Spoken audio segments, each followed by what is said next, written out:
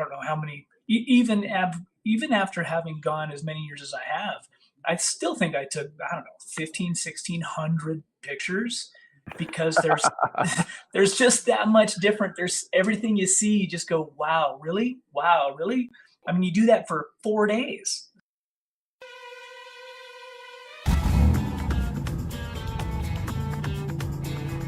The ModernJeeper Show, the show about Jeeps, Jeeping, and Jeepers.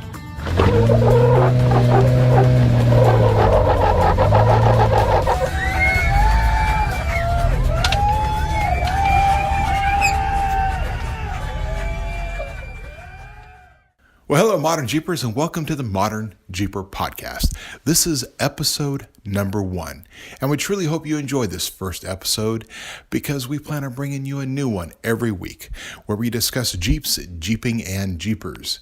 That could be everything from events that we've attended and ones we're going to attend to industry news, rumors that we've heard, things that we've seen on our site, ModernJeeperForum.com, over at ModernJeeper.com, news, information, motorsports, and stuff happening with ModernJeeper Adventures. Just about anything that we want to discuss about what makes us happy in the world of Jeeps, Jeeping, and Jeepers. We'll even have industry representatives on. We'll have guests, celebrity off-roaders, motorsports racers, all kinds of good stuff. It's all about what we enjoy and what you enjoy, hopefully, in the world of Jeeping. I just want you to know that this podcast is made possible, and really everything we do at Modern Jeeper, because we have the support of great partners, including Raceline, Warren, Bestop, Milestar Tires, and of course, Metal Cloak. In this episode, Corey and I are catching up, discussing events as far back as SEMA, what we plan on doing with the CTI Tour this year, and all kinds of good and fun and great stuff. We hope you enjoy this episode, and feel free to reach out to us, and we'd be happy to take your advice and suggestions, answer questions, and do everything we can to make the Modern Jeeper Show a show that you just can't miss. Thank you again for joining us in this very first episode. Well, hey, everybody. Matson here. Hey, and Corey. Well, Corey, it's been another great week. I mean, this is our very first podcast, and I hope of one of many. And pretty exciting that that we're able to put something like this together, being hundreds of miles apart, and be able to reach out to our fans and customers, and hopefully share some interesting stuff.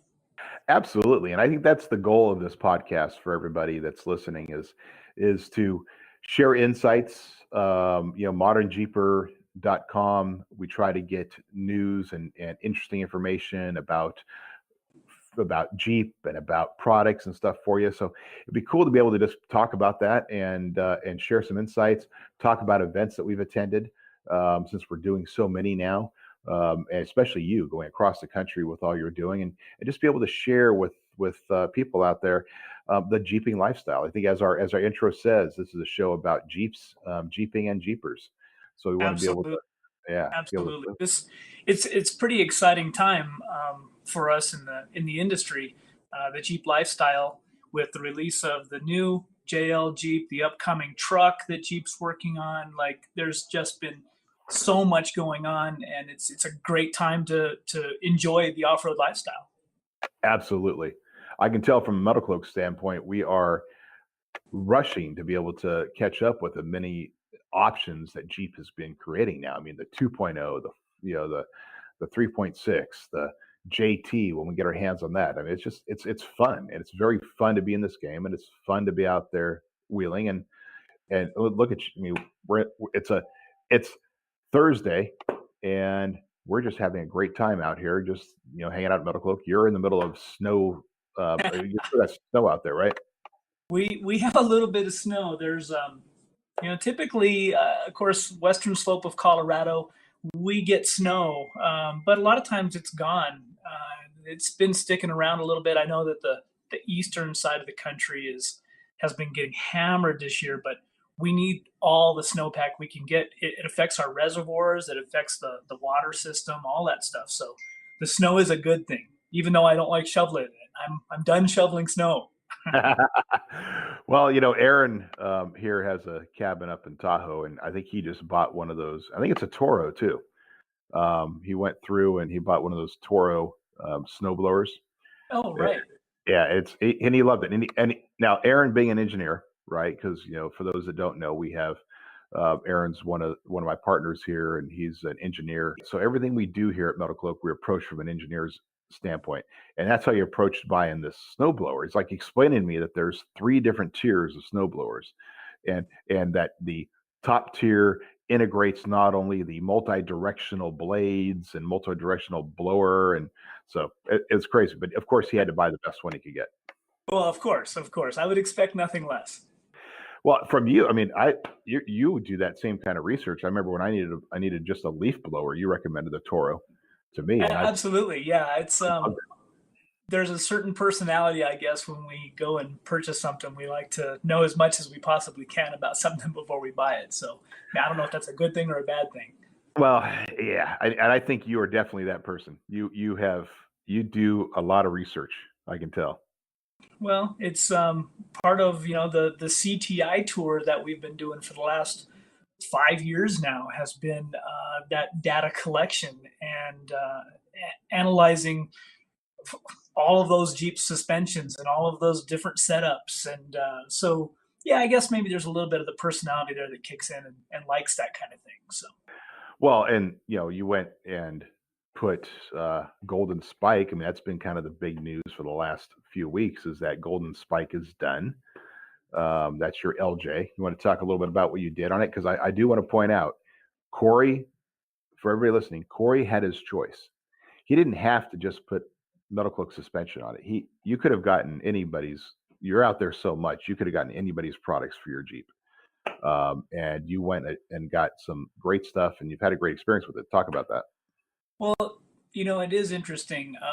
All these years of being an off-road enthusiast, and I think I've been running trails for, 25 years or something like that. And Spike, which is my TJ, it's an 02 TJ, and it's set up pretty extreme. I'd always wanted to build an LJ, and the wheelbase was always appealing to me. And I have some kind of a thing for yellow Jeeps. So when this yellow LJ came available, I scooped it up, and it's been to have talked the talk about Metal Cloak's products for all these years. Folks know that I built my dad's JK with all Metal Cloak suspension, but I haven't really got to spend a whole lot of personal time off-roading it. So the LJ, I knew I wanted to do long arms. I knew I was going to use Metal Cloak products. I mean, for everything that I've seen out there in the industry and all of the tests that I've run on the CTI trailer, it's by far and away what I believe to be the superior product. But me, I don't want to do anything small either. So couple of companies I reached out to. I knew I needed some aftermarket axles. I ended up with some TerraFlex full float 60s front and rear. It's got 538s in the gears and ARBs. I knew that was going to be my base platform, and the Metal Cloak lock and load long arm system with 6-packs is just the icing on the cake. I just finished it, a week ago. Took it to winter 4x4 Jamboree out there at Sand Hollow State Park, and I got to tell you, I was beside myself. That Jeep worked so well. I'm used to kind of that, it's kind of a sketchy ride, especially on the highway. My TJ is coil-overed and 4-link in the rear, 3-link in the front, and full roll cage, and a lot of Genrite products, and it works really well for what it is. But this LJ, it's a different deal, and it's so nice. It's so comfortable. Well, I got to say, I got to say, because I have driven Spike twice, and that was in Moab, when I had to Right. go back to the house from the CTI. It was sketchy. It's like I could not let go of the steering wheel. I was It's a not. handful. It is, and like I said, it wheels great, but it was not on the road. You could never relax with that vehicle. I wouldn't take it on a long trip. No, it would be very hard. You'd be exhausted by the time you really got anywhere. And the LJ, I mean, I I didn't do anything crazy with it as it was more of a shakedown run out there at Sand Hollow, but I did twist it up quite a bit and got it in a little bit of rocks and wanted to see how it worked. And I'm blown away. I mean, it works so well, and I look forward to it will be with me the majority of events around the country this year. So people have questions, come out, take a look at it. I know that the LJ is kind of yesterday's technology, yesterday's Jeeps, but there's still a lot of them out there. There's still, I mean, we have two here at Metal Cloak. In fact, one we're going to build up and sell here because it's just we got our hands on it. But yeah, if you can find an LJ, I mean, there's still a great rig. There's so many people that love that rig. There's something about the simplicity of it, and I totally understand with the new JL and the creature comforts. Even the creature comforts of the JK are far above and beyond what a TJ and LJ can provide. But for something that somebody can work on and not have to deal with a lot of the electronics and that kind of thing, there's definitely there's a lot of still true believers of those old Jeeps for sure. Right. Yeah. And definitely that. And again, you talk about the simplicity. That being said, gosh, you've been out now. You've been doing CTIs. Well, the JL's been out since the beginning of last year. How many JLs do you think you've CTI'd? Gosh, not. I would guess probably around between 70 and 100, somewhere in there. And how have they gone? How have they varied? They do very well. We haven't seen a lot of extreme builds of the JL yet. Since you're able to put a larger tire on them and a reasonably short, quote unquote, short lift, they work really well. Again, it's that creature comfort, nice ride. Still be able to have big tires, and the Rubicons, of course, with front and rear locking differentials and the 4-to-1 transfer case. Those have really become kind of that newer Jeep. People that have never owned a Jeep before are buying that new JL. So they do really well, and I'm seeing a lot more of them on the trail. But yeah, we haven't seen a whole lot of extreme builds. I mean, I've seen guys with 40s on them with some aftermarket fenders and a very short lift. They seem to work pretty good, but that's a chunk of money that folks are spending on them as well. That's interesting. Yeah, it is true. I mean, you're buying a Jeep at a premium price, but it is amazing what people are wanting to do with them and what they can do. I mean, I love our JLs. It's just you get in there right off the line, 38-inch tires.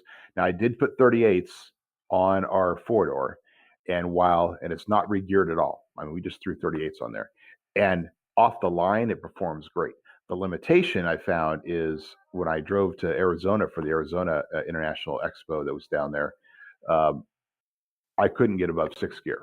So fuel economy is not as good because it's not re-geared, and it's got an 8-speed transmission in it, but I couldn't get above 6. So even cruising at 85 miles an hour down the freeway, which I was only doing as a test, right? I was, Sure. Of course, following the law most of the time.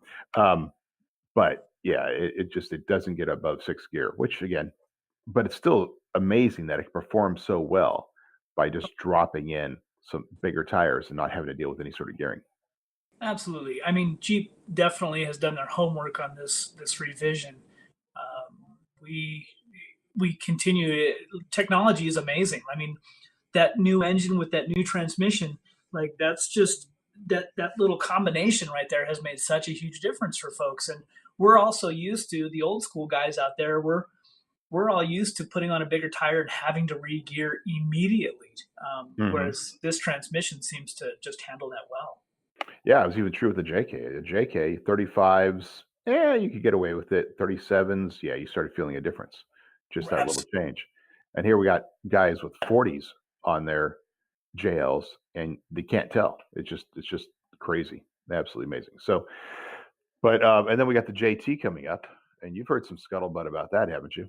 I have a little bit. I do know that word on the street is that they're delayed a little bit, just a couple of months. I think initially we had heard April when they were going to start showing up at some dealers, but now we're hearing June.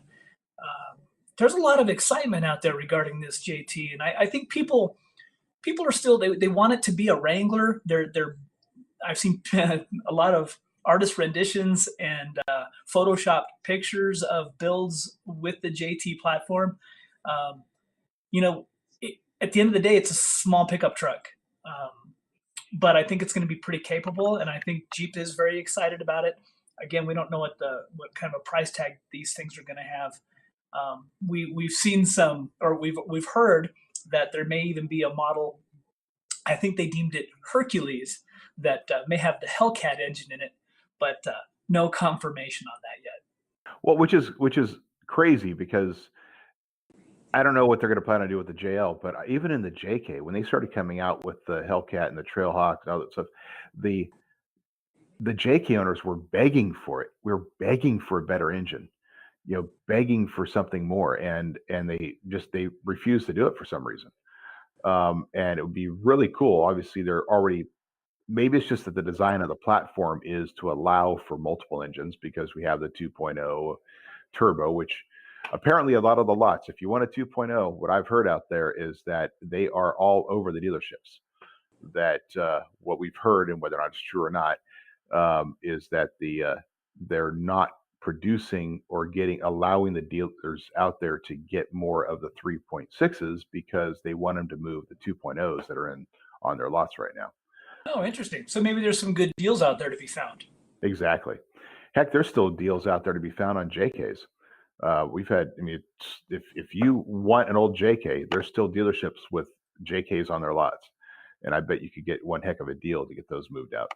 Oh, but and the two doors as well. The two doors are not moving as fast as the four doors, from what I've heard. So it's a good opportunity to make some deals with your dealerships and get some stuff moving. Well, I think everybody seems to want to hold out for that diesel option, and Jeep has done a good job of kind of dangling it out there for us for a while now. So it'll be interesting to see how long before we actually do see that diesel, and then what kind of modifications come from the aftermarket regarding and surrounding that diesel engine. Oh, it's going to be crazy. I mean, the diesel engine. I mean, having a diesel JT would be what I mean. I can't imagine it being any more fun than that. Right. And especially just being able to go out there and do it. And it's also interesting because, as you said, this is an amazing aftermarket industry because so many people have so many great ideas for doing aftermarket products. Not only exterior and suspension, but the little things, the little mods to engines, and the little changes that just make the Jeep more uniquely yours. Well, and in talking a little bit about that, think about, this year at last year, SEMA show there in Las Vegas, the new products showcase continues to grow and be one of the main attractions for people attending the SEMA show. And there's no vehicles in the new products section. That's all very small aftermarket bolt-on pieces, parts. This year there was a half of a hall just on the small stuff, things from Bolt Locks and Tuffy and Best Top and Warren and Factor 55 and all of these things that we've seen when we go off-road. Everybody's running certain sets of products. That continues to be a huge market. And it's no different than what we do at Metal Cloak. We're all out there to make your Jeep better. True, true. And that is interesting because I've only been to SEMA once, and that's for full disclosure to all our listeners. And that was incredible. You know, you've gone every year for how many years now? Oh, a long time. Yeah. At least I don't know, 8, 10, something like that. Yeah. So, and that aftermarkets area, that the new product showcase you were talking about was very cool, but you know, it was just a room. So, you know, you're saying it's probably at least what, double, triple that now? Oh, absolutely. I mean, they've expanded it into. It used to occupy some of the I guess those were conference rooms or expandable classrooms, and now that's two separate half halls. It's it's And crazy. it's not easy to get into that either. I mean, that's a specific process for SEMA. You have to be a SEMA vendor. Right, So you're right. paying the money to be there. You're producing. You have to specifically submit your products. But once those products are submitted, does that mean is that the pool that they give awards off of? I think it is. I know that there's always a best new product award in multiple different categories, but it's everything from it could be a touch-up paint, it could be an electronic speedometer, it could be a bumper, a wheel, a toolbox. I mean, it is the entire gamut of everything automotive. Somebody has an idea, they develop it, it works out well, they submit it, and that's what I guess keeps our whole industry going, right? That's right. That's right. And again, the beauty of the industry, and not just it's not just Jeeps. Remember, SEMA isn't just Jeeps, even though Jeeps tend to dominate in some sections. Trucks definitely dominate outside. Absolutely. Uh, but it's also it's everything. It's the entire aftermarket. So hot rods and vehicles and you name it. There's something represented there. Lots of big wheels and big tires. Which if any of our listeners have checked out the Modern Jeeper website, we did quite a few galleries this year and some videos of some of those quote unquote dub builds, the big tire, big wheel Jeeps. But yeah, I mean, if you have an imagination to develop something, SEMA is definitely the place where it shows up. Yeah, it's definitely the place to go if you want to see all that. There's been, and that gallery, I'm just trying to bring it up here on the page. Let's see here, ModernJeeper.com. If you go to ModernJeeper.com for our listeners, you can scroll down and actually see popular galleries. And there is one with this very well, interestingly built blue Jeep on it, and that's the best of dub that Corey put together. I thought those were some great photos. I mean, just the comments we got back from people who see that, and if you're a purist when it comes to Jeep, you'll see these things and go, "Oh my God, how could they?" But everybody has a different style, and that's kind of what Modern Jeeper is all about. Really, is sharing the different styles. It's not just about rock crawling. Jeep there's so many different people that build their Jeeps so many different ways. And it's just cool to see what people can do. Right. I mean, there's a lot of people that think that they've ruined these Jeeps, but you know what? These are hobbyists, just like those of us that enjoy rock crawling and going out in the dirt and on a trail.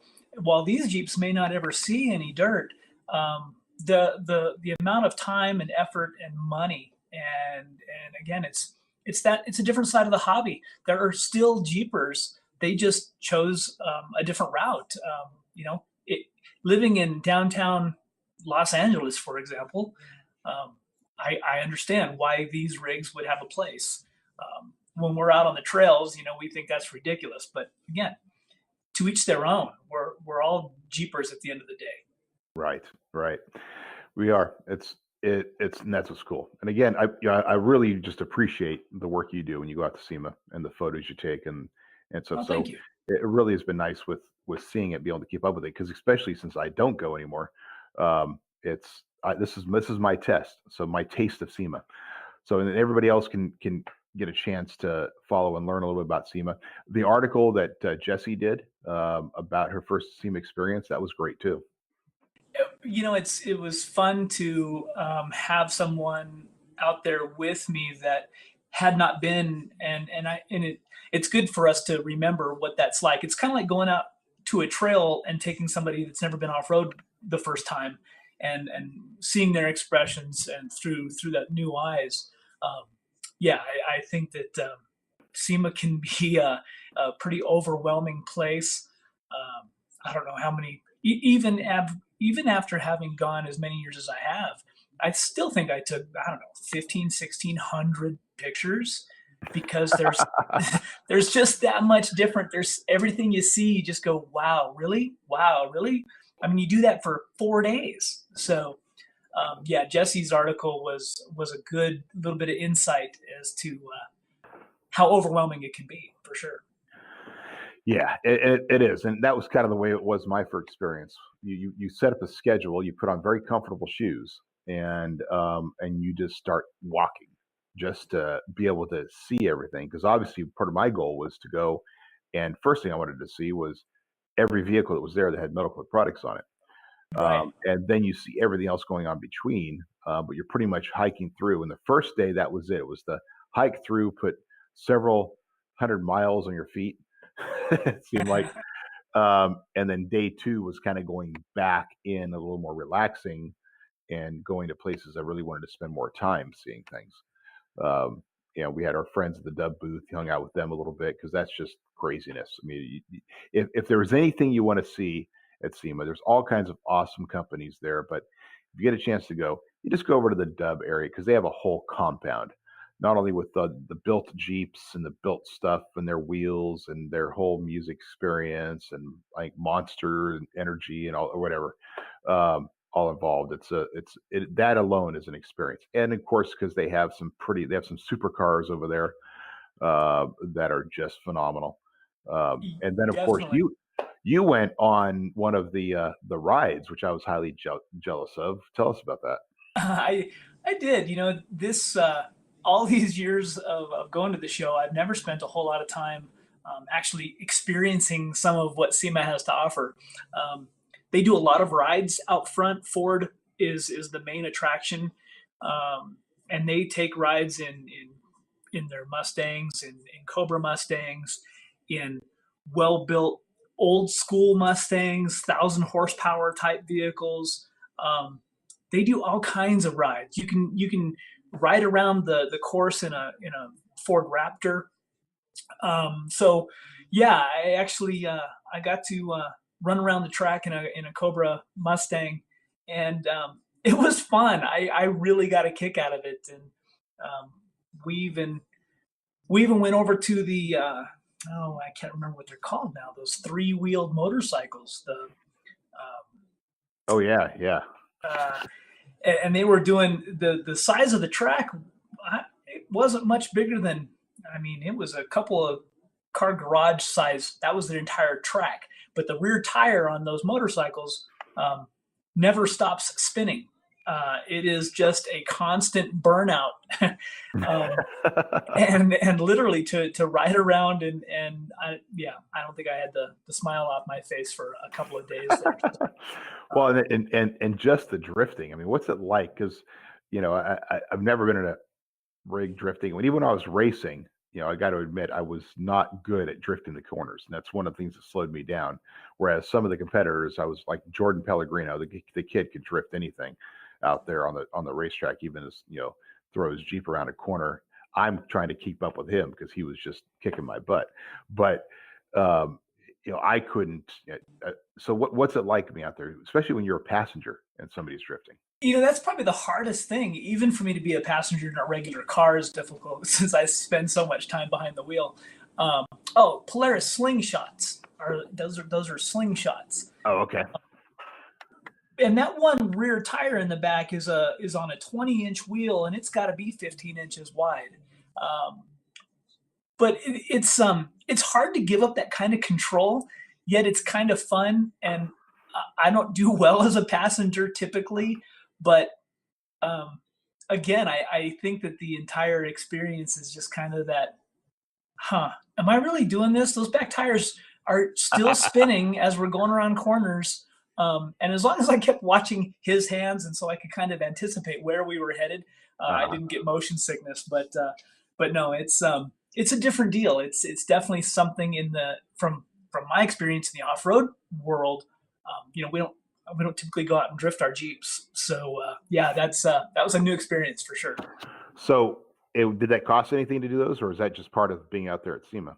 That's free. So those vendors are out there to basically market their products, and of course Ford wants you to run out and buy a new Mustang, and Polaris with their Slingshots. Now we're still in Las Vegas, right? So you can still go to all of these rental places around town, and rent Cobra Mustangs, Ferraris, Bugattis, and Polaris Slingshots. We actually rented a Slingshot and took it out to Red Rocks one afternoon for a couple of hours. And, again, it's just a new feeling. It's pretty exciting. There's so much to do in Vegas. Being at SEMA with all that there is to do at SEMA, and then you throw it in the middle of Vegas.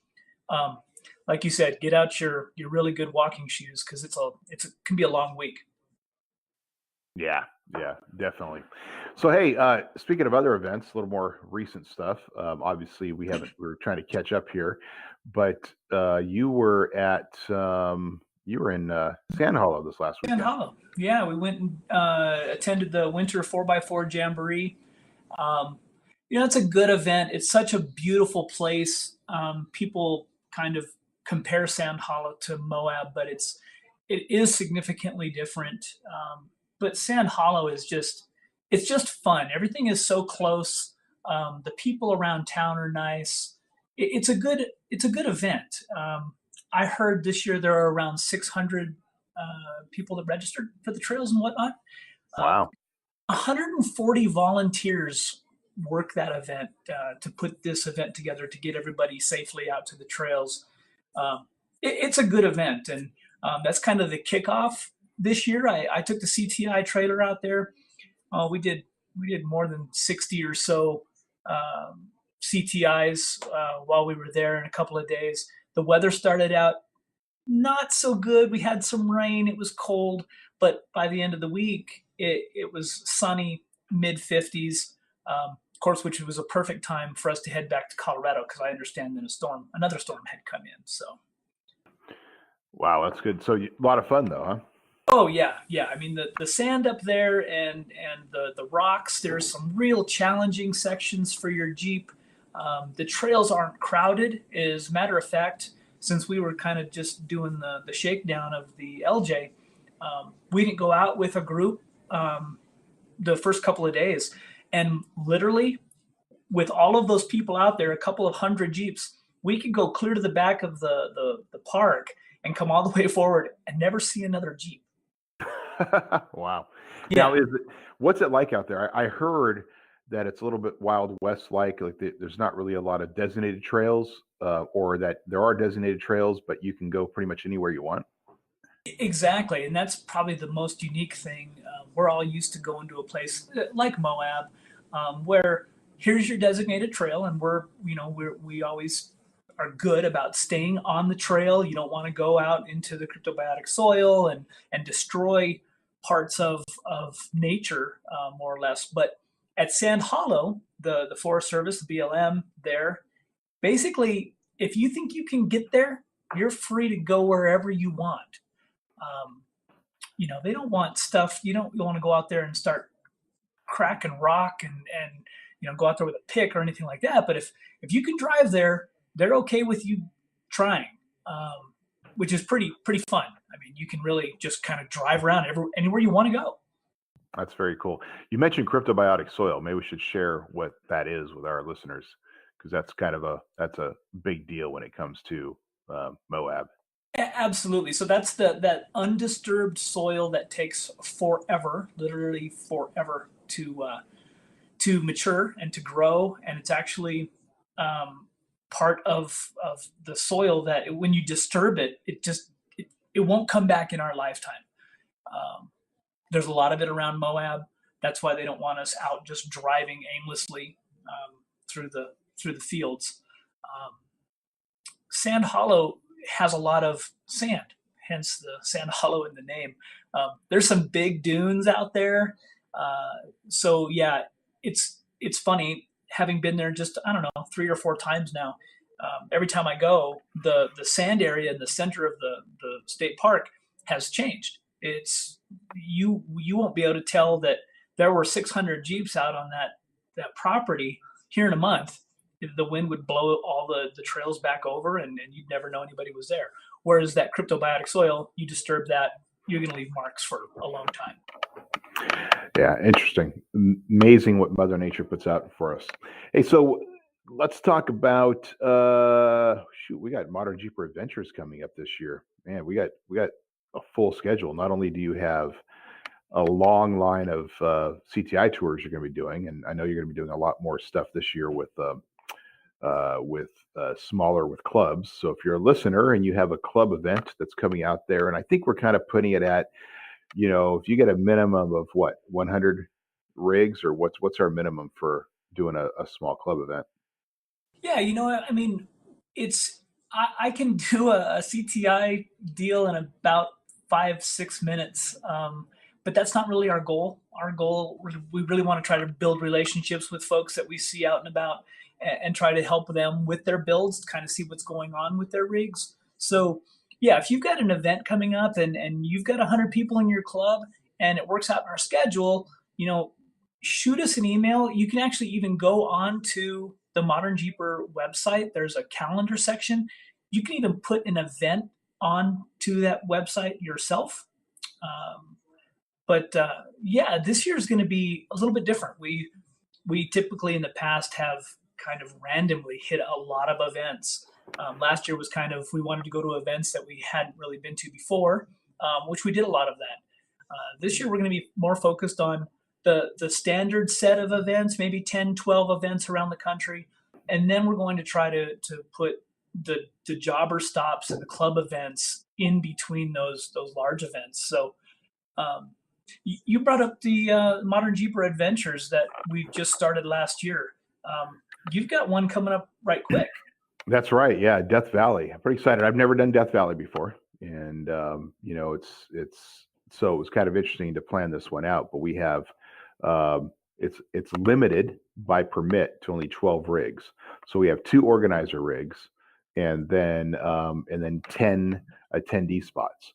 And there is one Jeep spot left. We had a cancellation. We had a couple of cancellations, guys, because I don't know if you remember when we did this one, we actually did it as an application process. We didn't do it as a here, just go online and register, because we were experimenting with the idea of people applying for it and stuff. So of the guys we chose, there was a couple that couldn't do it because of schedule conflicts and stuff, and that happens. So we have 1 spot left. It's a minimum of 2 people per Jeep, and it's only $400 per person. But the cool thing about it is we're gonna have breakfast on the first day of the 24th in Lone Pine, and then from there drive in to Death Valley. We're gonna do, it's 4 days, 3 nights. Each night we're camping in a different location. The first night is kind of a potluck, so everybody gets a chance to come together, and then you're responsible for your own food and stuff the rest of the trip, because we wanted to make it about overlanding. It's just like, this is a chance for you to try your overlanding gear, try your grill, try your, we'll have a big fire going at each camp spot that people can throw their meat up over the fire and stuff. But we're gonna, the whole idea with this is just really get out there and stretch your overlanding legs. We have a lot of guys coming that are rock crawlers that are having to go in like, okay, what am I going to do? What sort of tent am I going to run? What am I going to run a rack with a cool tent system like that, or just have the tent in the back of my Jeep? And I've got a little camping system or a kitchen that is being donated for the trip that I'll talk about later and do a review on, and it's pretty cool. And then of course the ARB fridge and all those other goodies. But like for my sleeping accommodation, I'm just using my Camp Right tent, which is that fold out cot tent, because it sets up. Sure. It sets up in 90 seconds. And right. It's just me, and I've got the extra large size because I'm an extra large guy. But that just throws in the back of the Jeep, and then I've got my backpack with the rest of that I always put the rest of my clothes and equipment and stuff in. And Dell will be riding alongside me. As many of you know, Dell does stuff with our website and does a lot of work on the Modern Jeeper Adventures. And he's going to be riding with me with radio in hand doing commentary because he's spent so much time out there. He knows the whole area. And so he's going to be sharing, like, what are you looking at? What are you seeing? So it's almost like a guided tour that happens to have all this stuff. Not a lot of rock crawling, not really going to be much difficult stuff there. It's more about overlanding and just seeing some amazing stuff in a guided group and having a great camaraderie with campfires at night and all that good stuff. Well, that sounds like that's going to be a great experience for some folks. Yeah, I'm pretty jealous. I won't be able to make it to that one this year, but I'll bet it's going to be full of information, and it just sounds like a lot of fun. Well, and that's kind of the plan with whole Modern Jeepers. We're going to switch it up, each year. Like, I think next year, it'd be totally cool for you to do it, and and then for me to go do something else. So we can really switch these up too, and so everybody has a chance to wheel with different people from our group. And of course, you're working on the next one after that would be the Moab trip. Moab, right. So last year was our first annual Moab Adventure, and this year we're still putting a lot of the details together, but we've teamed up again with Jeremy Rowan and Outlaw Jeep Adventures, who's going to help provide a ton of support for us. Yeah, I'm guessing we're still gonna have it probably around that Memorial Day weekend time. Moab is just such a fantastic place, and for those out there that have gone to Easter Jeep Safari, we all know how busy Moab can be. This last year worked out really well. It was nice to kind of have the town be a little slower. We could actually go to a restaurant and eat and not wait in line, which was cool. And it's also cool because even though Memorial Weekend's one of their busiest weekends there, it's not busy because of Jeepers. It's not right. The trails themselves were not loaded. So, if you ever have a chance to go to Moab outside of like Easter Jeep Safari, it's a lot different experience because Absolutely. You're not dealing with 50, 60 rigs on the trail in front of you. And all great. I mean, don't get me wrong. I love hanging out and talking to people and meeting all these new Jeepers, but it was actually the first time I wheeled in Moab in a few years was going and doing the Modern Jeeper Adventure because, well, you and I are so busy with right. the CTI trailer during the week that we don't do a lot of trails like we used to. But, right. I do want to give a shout out. I neglected to do this, but to Tom Severin with Badlands Off-Road Adventures is our partner on the Death Valley trip. He does Death Valley trips all the time, and so he's the organizer and who's kind of created what the agenda is going to be. And he's a brilliant guy, he does a website 4x4training.com and does a lot of training. And you can go to his website and see it. In fact, you can go to Modern Jeeper when we're updating the calendar because it's stuff's on the calendar as well as some of the training he does. And his website plus ModernJeeper.com, we publish many of his articles about things like surviving in winter or using a Dutch oven when you're traveling and overlanding. So a lot of great stuff from him. You bet. And yeah, another one of those guys that's just full of experience. I love hanging out with people that have been in this industry longer than we have and that have been there, done that kind of. It's the goal of these Modern Jeeper Adventures was to create and bring some of that intimacy back into small events where it really was a focus on growing relationships with people. I tell the story of how I got into this entire industry was I blame Rick Payway for that. That was an ultimate adventure that I was invited on back in 2011, and it changed my life. And having that camaraderie of a group of guys that were and gals that were sharing that same focus, and your goal is to get to the end of the week. That ultimate adventure kind of experience really it hit home for me. And so to bring these Modern Jeeper Adventures and have it be that small group where we can all sit around and chat and ask questions and it be a safe zone and go do fun stuff. That's huge. Yeah, it is. It's totally huge. It's kind of the cool thing about the camaraderie of the off-road community, though. It's that cool thing about when you're out there 4x4ing and wheeling, and um, I don't care who you are, we tend to have a, a genuine affinity for each other, right? Right. Because we're all out Right. there doing the same thing, and and I think it's unique, and it carries over into motorsports. It carries over into so much more when you're in the 4x4 community on how we help each other, and it's just really cool to get a chance to meet these people, because I don't know about you, but the 25 rigs we had out there, whatever, for the Moab trip, those are all lifelong friends now. We've had Absolutely. we've Yes. met these people, and I was just talking to some guys that are coming on the Death Valley trip, and they two of them, like, they've kept in touch. They're actually, one's from Colorado up in your area, and went and did some wheeling with, they were like keeping in touch now. They're actually going out, they're like wheeling buddies. Their families now get together and do different trips, and it That's all awesome. started from the Moab trip. That's awesome. Yes, I mean, you think about it, last year was kind of our feeling out stage. We did 2 events, and this year we have the possibility of maybe doing 5. That's a lot. Yeah, yeah. And that, speaking of that, we're looking at Tillamook. We're still working on some details on that one. Rubicon's coming back, but completely different than what we did last year. But we're still working on details on that. But it's going to be a much different experience, and I think even better. I'm really excited to let people know what we're going to be doing there. That'll come up in a future episode. And then the possibility of doing Pennsylvania, Roush Creek, that area, which isn't just going to be one thing, but that's been really cool.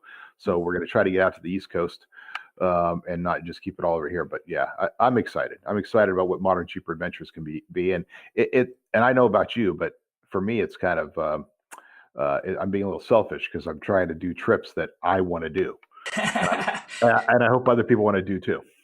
Well, and I think that's the key, right? I mean, we have the opportunity to kind of be around, go to places that we'd like to go, and if we'd like to go, I'm pretty sure others would like to do the same thing. So, yeah, I think this year is going to be a fabulous year for those adventures, and yeah, we just keep chugging along. I was looking here at some of the numbers of growth that we're seeing through Modern Jeeper, and you know what, we continue to gain following, and I just want to throw a shout out to the folks that are listening, is that it's all about them. It really isn't the Right. Corey and Matson show.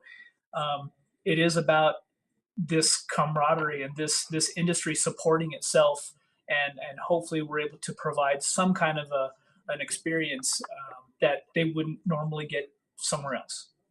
Exactly. And that's what's great about it. And that's what the whole idea of the Modern Jeeper was. We want to have a world that is inclusive of all Jeepers, inclusive of 4x4s, and inclusive of this idea that there's great fun to be had.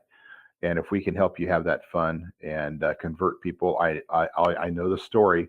One of our Jeepers at Modern Jeeper Adventure, the Moab trip, she was done. She had a 2-door JK.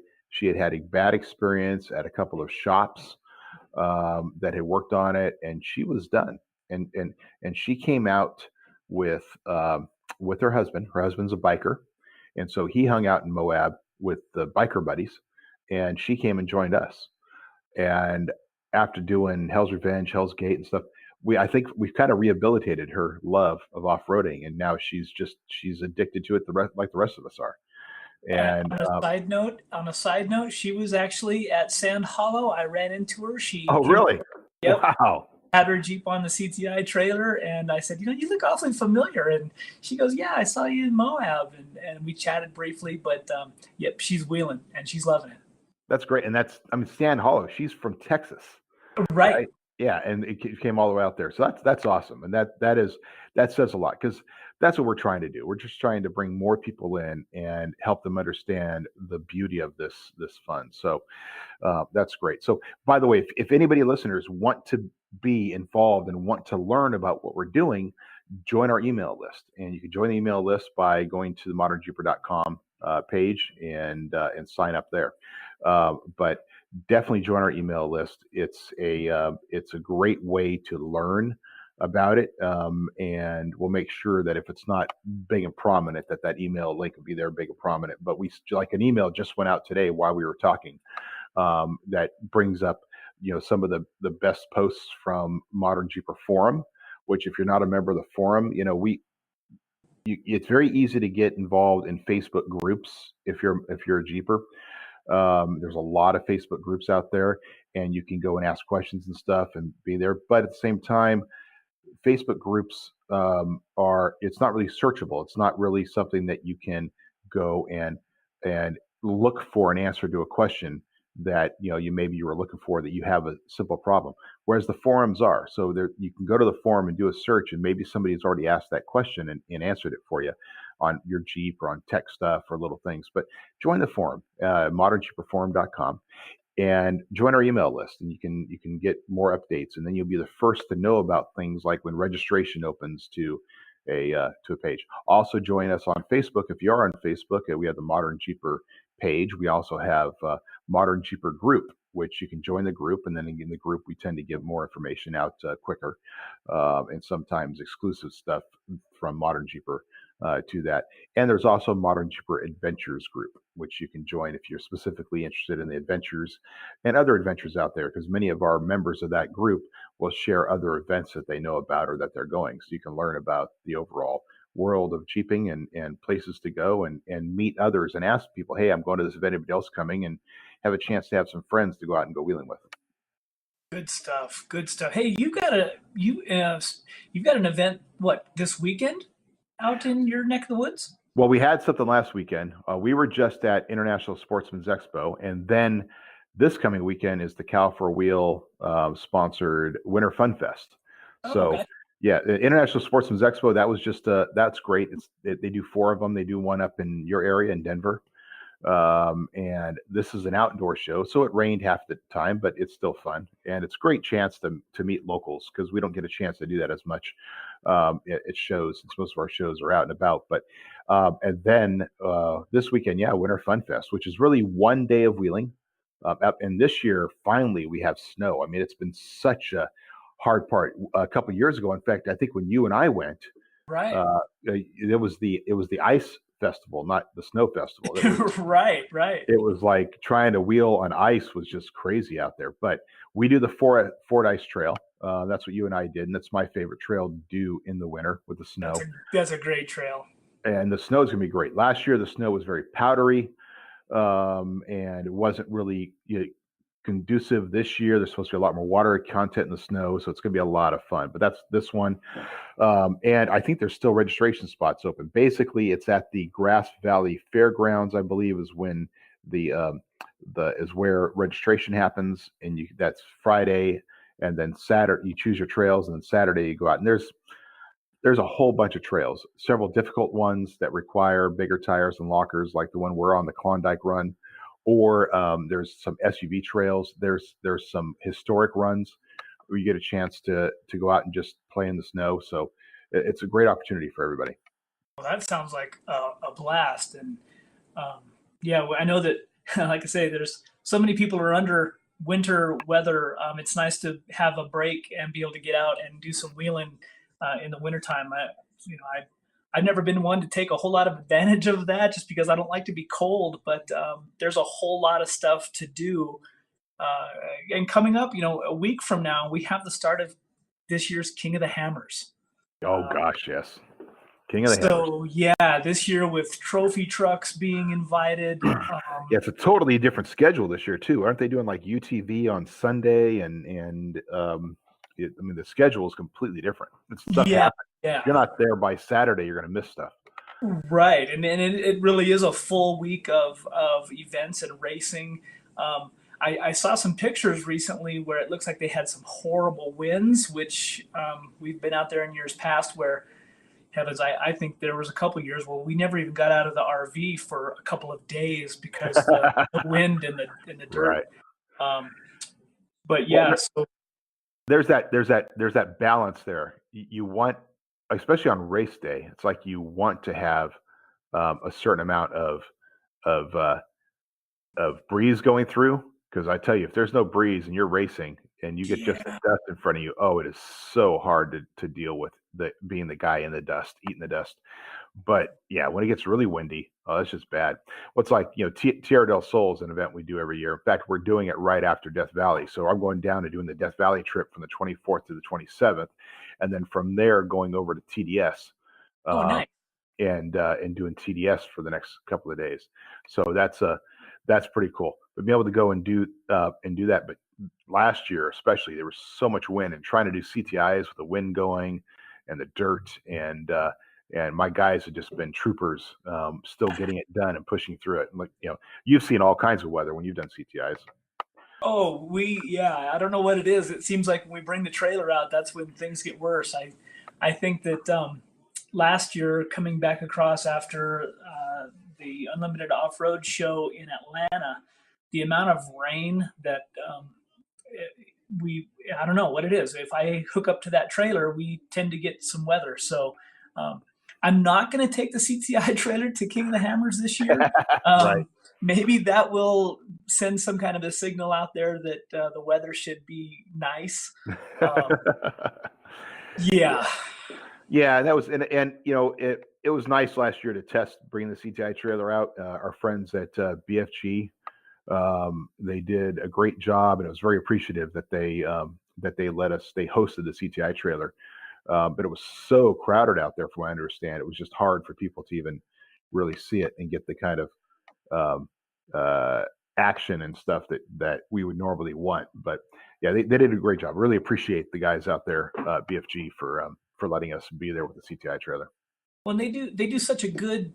They have such a good support setup out there. They have the BFG outdoor garage where we had set up the trailer, and it's pretty nice for them to kind of open their doors up, and if you have a problem, people could go in there, and their mechanics would take a look at it and see if they could help you out. That event has just been amazing. The King of the Hammers week now, of course, it's receiving some national television. There's just a whole lot of energy regarding that whole event, and it's grown significantly to where Hammertown literally is it's a huge small city in the desert. Yeah, it is. And it literally is just absolutely nothing becoming a major city. Power, Wi-Fi, I mean, everything you need out there. And now with the trophy trucks, that'll be interesting, because that's a whole nother section. I mean, as you go out there, the pits alone, if you get a pit pass and get a chance to walk the pits and you pay for that extra pit pass and stuff, it is amazing. Just all the different guys and different levels too, from the Campbells of the world with these big operations, and to just Joe Blow guy who wants to come out and try his chance in those rig, and get to see just how professional the race pits have become. But then to have the trophy trucks, I mean, that's the one thing I'm going to regret not being there for directly, is a chance to see how that operates. But the coverage online has been excellent, so I'm looking forward to watching it.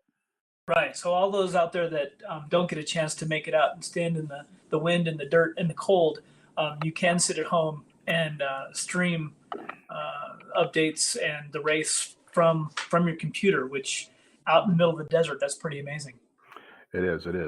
All right. Well, we've had a great show. There's a lot more stuff, but we will more stuff to talk about next week as we get closer to different things. And you can always, like I said, follow Modern Jeeper on Facebook and Twitter, and we even have our YouTube channel, which the content is getting in there. We're really starting to build that up. We've kind of ignored it because all the video stuff has just gone onto Facebook, but we're building that up. Had a lot of great stuff, and Corey's been doing a great job doing that, and our team has with more content and other partners out there. And you can always find Corey online at Facebook. You can find me online at Facebook, and happy to reach out and ask me any questions you have. And thank you to our overall sponsor for Modern Jeeper, of course, Metal Cloak, for allowing us to do all this stuff and have fun with something that is just a fun side project that is really turning into a little bit of a phenomenon. Absolutely. And I got to give a quick shout out to those folks who have stepped up and they've become part of our CTI tour this year, the sponsors that keep us on the road, bringing the CTI trailer to you around the country. We run Raceline wheels on the majority of rigs in our fleets. We all carry a Warren winch on that front bumper, Milestar tires, keeping us rubber side down most of the time, I think.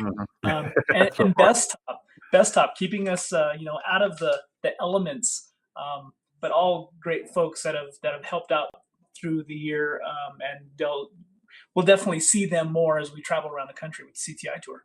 Absolutely. Yeah, definitely. Thank you to all of our partners, and do that. Support our partners because they support us, and we only work with great companies. So, and we don't just do something because somebody writes a check for us. We work with people because we want them to be, because they're good companies, good people, and we feel proud to have them as partners. Very well said. All right, Corey. Hey, another great first show, I should say. And see what, if you guys have any comments and feedback about the show, please put it into there. We'll also have some show notes when we put this up on our ModernJeeper.com. But any and all feedback is welcome. Cheers. Have a good day. You too. Talk to you later, my friend. This podcast will self-destruct in 5, 4, 3, 2,